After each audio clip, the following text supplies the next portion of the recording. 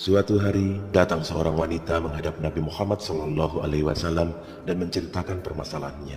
Ia adalah Khawlah binti Malik bin Sa'labah bin Asram bin Fahrin bin Far bin Fahar bin Sa'labah bin Gannam bin Auf bin Amr al-Ansariyah al-Khazrajiyah, seorang wanita mulia yang berasal dari kaum Ansor dan istri dari sahabat Aus As-Samit.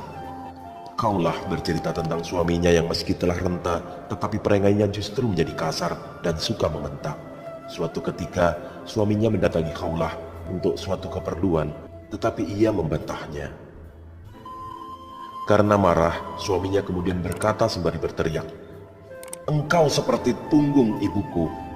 Lalu ia pun beranjak keluar dan berkumpul bersama kaumnya.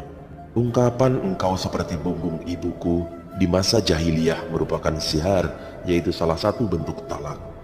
Setelah beberapa lama, suaminya masuk dan berniat menunaikan hajatnya. Namun, Khawlah menolak dan berkata, "Sama sekali tidak. Demi zat yang jiwaku berada dalam genggamannya, engkau tidak boleh mendekatiku. Engkau telah mengucapkan perkataan yang telah kau ucapkan. Tunggu hingga Allah memutuskan hukumnya atas permasalahan ini." Akan tetapi, suaminya tidak mendengarkan hal tersebut. Ia malah melompat dan hendak menangkap Khawlah. Khawlah pun menghindar sembari berusaha melawan dengan kekuatan seorang wanita yang menghadapi seorang lelaki tua dan lemah. Khawlah berhasil mendorong tubuh suaminya menjauh. Ia kemudian keluar menemui salah seorang tetangga wanita dan meminjam bajunya. Setelah itu, Khawlah bergegas menemui Nabi Muhammad SAW dan menceritakan permasalahannya. Usai mendengar cerita Khawlah, Nabi Muhammad SAW berkata, "Wahai Khawlah, anak pamanmu itu sekarang telah menjadi seorang laki-laki tua. Maka bertakwalah engkau kepada Allah terhadap suamimu." Namun perkataan Nabi Muhammad SAW tidak membuat Khawlah beranjak dari hadapan beliau. Khawlah tetap menunggu hingga Nabi Muhammad SAW diliputi suatu pertanda bahwa wahyu sedang didatangkan.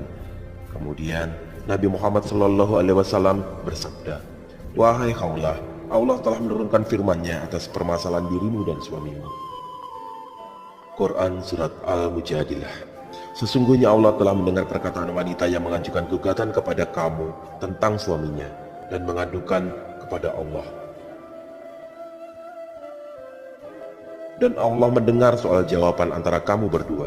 Sesungguhnya Allah Maha mendengar lagi Maha melihat.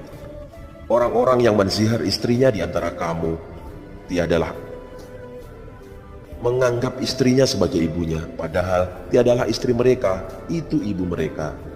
Ibu-ibu mereka tidak lain hanyalah wanita yang melahirkan mereka, dan sesungguhnya mereka sungguh-sungguh mengucapkan suatu perkataan mungkar dan dusta. Dan sesungguhnya Allah Maha Pemaaf lagi Maha Pengampun. Orang-orang yang menziar istri mereka, kemudian mereka hendak menarik kembali apa yang mereka ucapkan, maka wajib atasnya memerdekakan seorang budak sebelum kedua suami istri itu bercampur. Demikianlah yang diajarkan kepada kamu, dan Allah Maha mengetahui apa yang kamu kerjakan. Barang siapa tidak mendapatkan budak, maka wajib atasnya berpuasa 2 bulan berturut-turut sebelum keduanya bercampur. Maka siapa yang tidak puasa, wajiblah memberi makan 60 orang miskin. Demikianlah supaya kamu beriman kepada Allah dan Rasul-Nya. Dan itulah hukum-hukum Allah. Dan bagi orang-orang kafir ada siksaan yang sangat pedih. Nabi Muhammad SAW kemudian berkata, "Perintahkanlah kepada suamimu agar membebaskan seorang budak."